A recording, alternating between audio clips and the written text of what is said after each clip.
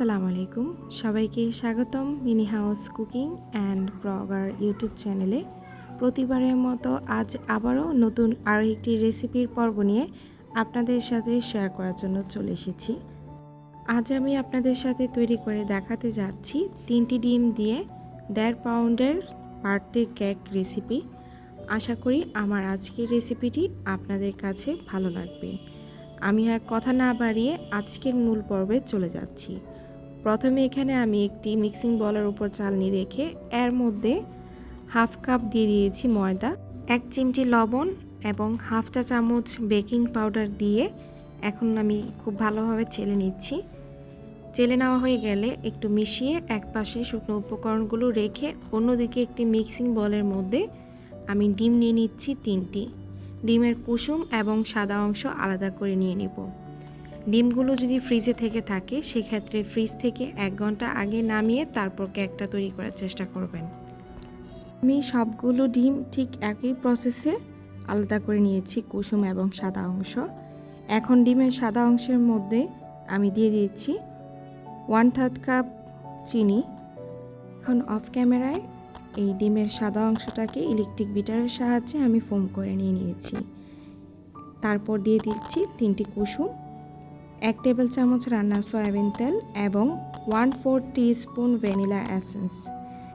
এছাড়া আমার চ্যানেলে যে কয়টা কেক রেসিপির ভিডিও আপলোড করা আছে ওই ভিডিওগুলোর মধ্যে কিভাবে ডিমের সাদা অংশ দিয়ে ফোম করতে হয় সেই বিস্তারিত বলা আছে ওই ভিডিওগুলোর মধ্যে, আপনারা চাইলে দেখে নিতে পারেন। আমি লিঙ্কগুলো নিচে ডেসক্রিপশন বক্সে লিখে দিব।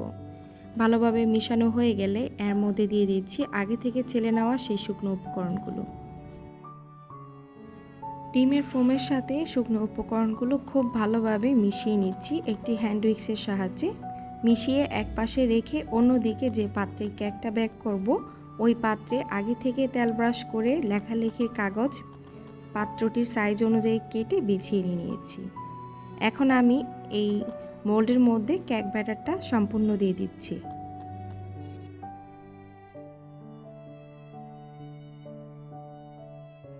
মোল্ডের মধ্যে কেক ব্যাটারটা দিয়ে দেওয়া হয়ে গেলে এখন আমি এই মোল্ডটা একটু ট্যাপ করে নিচ্ছি, তাতে করে ভিতরে যদি কোনো ফাঁকা অংশ থেকে থাকে তাহলে বাবলস হয়ে সেটা বের হয়ে আসবে।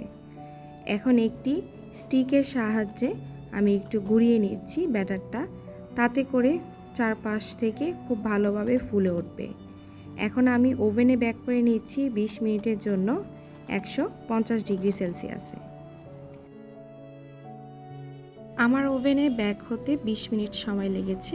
আপনাদের ওভেনে এর থেকে কম সময়ও লাগতে পারে বা বেশি সময় লাগতে পারে, ডিপেন্ড করে আপনার ওভেনের উপর যে আপনার ওভেনটা কতটুকু বড় বা কতটুকু ছোট। তো এখন আমি কেক মোল্ড থেকে কেকটাকে ডিমোল্ড করে নিয়েছি। একটু দেখাচ্ছি যে এটা কতটা সফট হয়েছে। যেহেতু আমি কেকটা ডেকোরেশন করব সেজন্য ওপর দিয়ে সমান করে কেটে নিচ্ছি এবং মাঝে আরেকটা স্লাইস করে নিয়েছি। আমি অফ ক্যামেরায় কেকের চারপাশে ক্রিম লাগিয়ে নিয়েছি। এখন একটি রোজ নোজেলের সাহায্যে খুব ভালোভাবে গোলাপি ফুল করে নিচ্ছি চারপাশে। এছাড়াও আমার চ্যানেলে বিভিন্ন ধরনের কেক রেসিপি আপলোড করা আছে, আমি ওই লিঙ্কগুলো নিচে ডেসক্রিপশন বক্সে দিয়ে দিব, আপনারা দেখে নেবেন। তাছাড়া আজকের কেকটি তৈরি করতে কি কি উপকরণ কতটুকু পরিমাণ লেগেছে আমি সেই উপকরণের পরিমাণটাও নিচে ডেসক্রিপশন বক্সে লিখে দিব, আপনারা দেখে নেবেন। তো এই ছিল আমার আজকের রেসিপিটি কেমন হয়েছে তা অবশ্যই কমেন্টস করে জানাতে ভুলবেন না। আমার ভিডিওটি যদি ভালো লেগে থাকে তাহলে এই ভিডিওটিতে একটি লাইক দিয়ে আমার চ্যানেলটি যদি সাবস্ক্রাইব না করে থাকেন তাহলে এখনই আমার চ্যানেলটি সাবস্ক্রাইব করে সঙ্গে থাকুন। আজ এখানেই বিদায় নিলাম। আল্লাহ হাফেজ।